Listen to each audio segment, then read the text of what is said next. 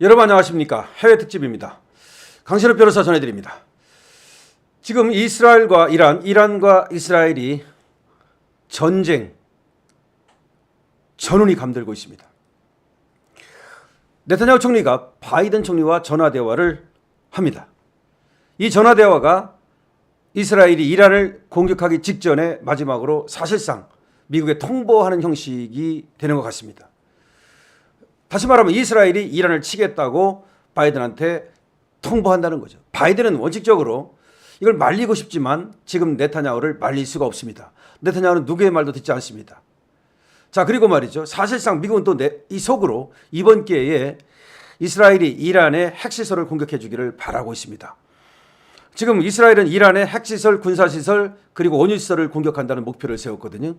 다만 바이든은 이 원유시설은 좀 빼는 것이 어떻겠냐 이런 생각을 갖고 있다고 합니다. 그런데 트럼프는 말이죠. 이번 기회에 이스라엘을 움직여가지고 이란의 그 골칫덩어리 핵시설을 제거하고자 합니다. 자, 이런 상황에서 원래는 이스라엘은 이란을 치고 싶었지만 명분이 없었습니다. 그래서 못 치고 있었는데 얼마 전에 이스라엘의 일종의 핵책에 이란이 말려들고 말았습니다. 이란이 어떻게 했습니까?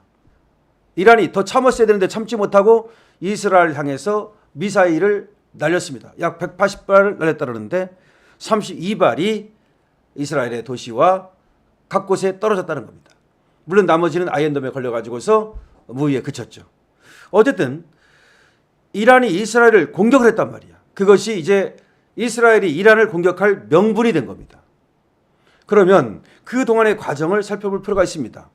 여러분은 팔레스타인, 여기에 하마스라고 하는 무장 조직을 아시죠? 이 팔레스타인의 하마스라고 하는 얘들이 이스라엘의 가자 지구를 작년 10월 7일 날 급습을 해서 약 1200명의 이스라엘 사람들을 죽이고 200명을 끌고 간 거 아마 아실 겁니다. 그 아비 규환 여자들 끌고 가고 뭐 나체로 끌고 가고 그때 이스라엘 가자 지구에서 피비린내 나는 그런 피의 일요일이 있었습니다. 그때 이제 이스라엘은 보복을 다짐한 겁니다. 그러고서 하마스, 이 팔레스타인에 기반을 두고 있는 하마스가 쳐들어왔으니까 하마스 이놈들을 그냥 놔두지 않겠다. 그리고 나서 하마스에 대한 이제 치밀한 공격을 짜가지고 계속 소탕 작전을 펴왔는데 얼마 전에 하마스의 수장인 이스마엘 하니에라고 하는 자가 이란의 테헤란에서 폭사를 합니다. 이게 중요합니다.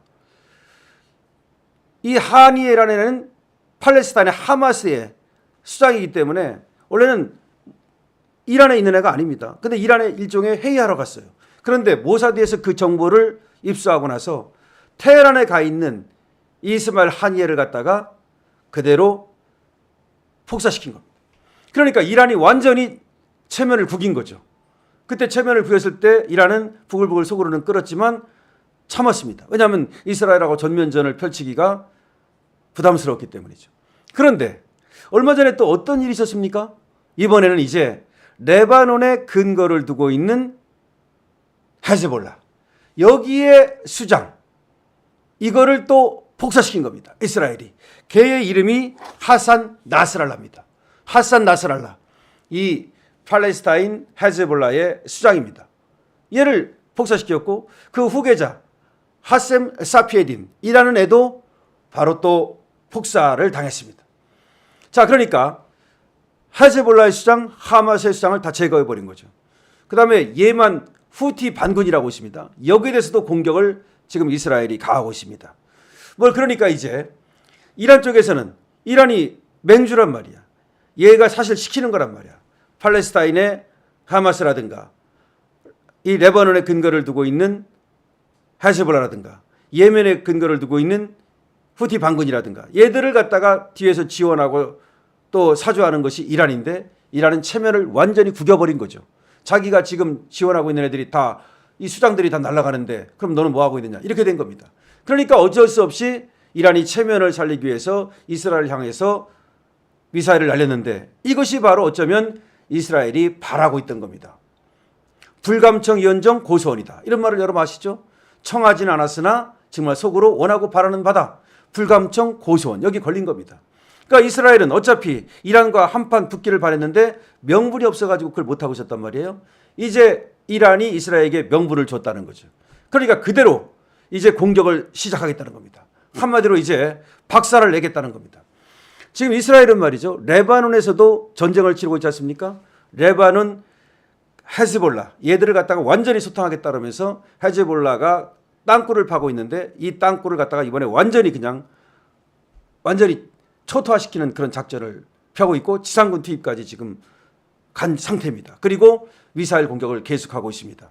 그러니까 이스라엘은 지금 레바논하고도 싸우고 있는 거고 이 팔레스타인하고도 싸우고 있는 거고 또 예멘 후티 얘들도 또 사실은 이스라엘에 대한 공격을 했기 때문에 얘들하고도 싸우고 있는 겁니다. 그런데 지금 중동 전쟁이 어떻게 흘러가고 있느냐 이걸 아셔야 되는데 이라크의 이 시아파 이라크는 시아파 애들입니다. 이란도 시아파 애들이고 그러니까 강경 이슬람 애들 중에서 이슬람 저항운동이라고 하는 단체가 있습니다. 이 이슬람 저항운동이라는 단체도 또 끼어들었습니다. 그래서 지금 이스라엘 북부로 또 포를 쐈다는 겁니다. 자 그러면 전부 다 끼어드는 겁니다. 이제 헤즈볼라, 하마스, 예멘의 후티 반군 그리고 이라크의 이슬람 저항운동 이런 애들이 지금 이제 산발적으로나마 이스라엘에 대한 공격을 하고 있는데 그럼 이스라엘로서는 말이죠. 이제 옳다. 이제 5차 중동 전쟁이 발발하는구나 이런 얘기입니다. 그럼 이스라엘로서는 사실 이걸 겁을 낼 만도 한데 겁을 안 냅니다. 어차피 미국은 자기를 지원하지 않을 수 없다고 생각하는 거죠. 그리고 어차피 만약에 이란이 핵을 만들게 되면은 이스라엘은 정말 위험해집니다. 왜냐하면 핵을 갖고 있으면은 이스라엘도 그렇게 마음대로 저 이란이 지원하고 있는 헤즈볼라라든지 또 하마스라든지 후티라든지 뭐 이슬람 저항운동이라든지 이런 애들을 마음대로 이렇게 만만히 보고 홍어 뭐 다루듯 이렇게 다룰 수가 없기 때문이죠. 그렇기 때문에 이번 기회에 아주 뿌리를 뽑고 싶어 하는 겁니다. 그러면 중동전쟁이 발발할 가능성이 있는 거죠. 물론 중동전쟁이 발발하기를 미국이 원하는 것은 아닙니다만은 지금 미국의 입장을 잘 보면은 사실 그렇게 말리는 것도 아니에요. 네타냐후를 말릴 수 있다고 보지도 않고 말리려고도 하지 않습니다. 왜 그러냐? 너무나 이스라엘이 무지막지하게 당했기 때문이에요.